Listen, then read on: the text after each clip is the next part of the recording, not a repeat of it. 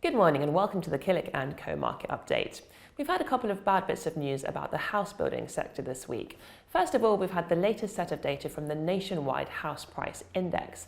Now, Nationwide is actually the largest building society in the world, so they do have a good insight into what's happening with property prices, and their house price index is quite widely followed. So the index showed that house prices were down by 1.1% in February 23 compared with February 2022. Now, if we ignore what happened in 2020, when we had some slightly odd movements in prices because the market was effectively closed for a while, so if we ignore what happened then, this latest set of data is actually the first annual contraction in house prices since 2012. Here's a chart that compares house prices in 1 month to the same month of the previous year. And you can see that the line on this chart has just gone below zero, so that shows a fall in house prices. Now, this chart compares house prices in a particular quarter to the same quarter of the previous year.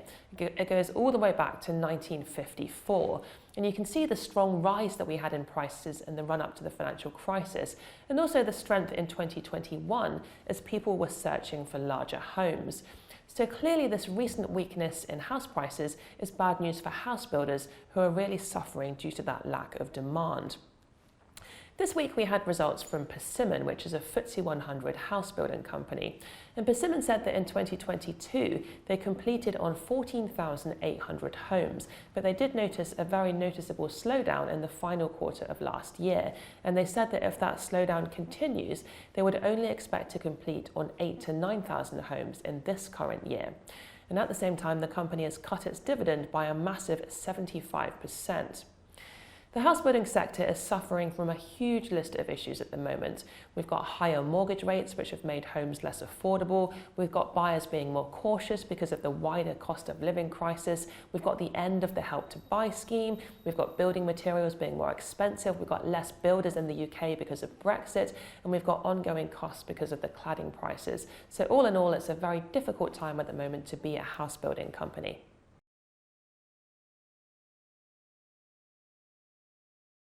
And also this week, building materials company CRH has announced plans to leave the London Stock Exchange in favour of a listing in the US. And it's actually the latest in a fairly long list of companies that are considering this move. BHP Billiton and plumbing supplier Ferguson have already made the move, and even companies like Shell and HSBC have been very open about considering that same move. CRH is a producer of building supplies such as concrete and cement. It's in the FTSE 100 and it's actually one of the larger companies within the FTSE 100.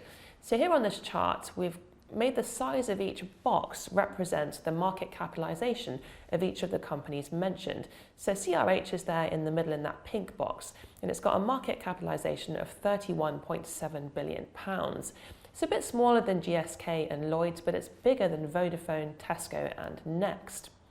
The declining number of companies on the London Stock Exchange is all the more reason to make sure that you invest globally.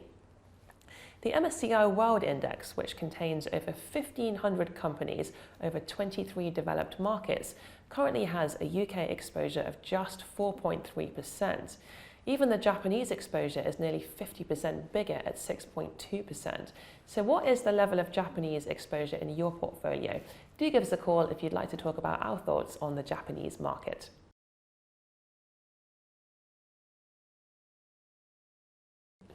And finally this week, British Airways owner IAG has announced it has made an annual profit for the first time since the coronavirus. Despite the cost of living crisis, willingness to spend on travel still appears to be very strong. Travel sector stocks have been picking up of late, and here's a chart comparing IAG to Airbus over the last 2 years, and you can see that both stocks have been relatively strong recently. So do give us a call if you'd like to hear more about our thoughts on the travel sector. Next week, we are coming to the end of corporate reporting season, so we've only got results out from C and Deutsche Post out of the Killik covered list. There are 4 more weeks until the end of the tax year, so do have a think about ISA contributions, pension contributions, and also using your capital gains allowance. This year the capital gains allowance is £12,300, but next tax year it will be dropping to just £6,000. That's it from us. Enjoy the weekend, and we'll see you next Friday.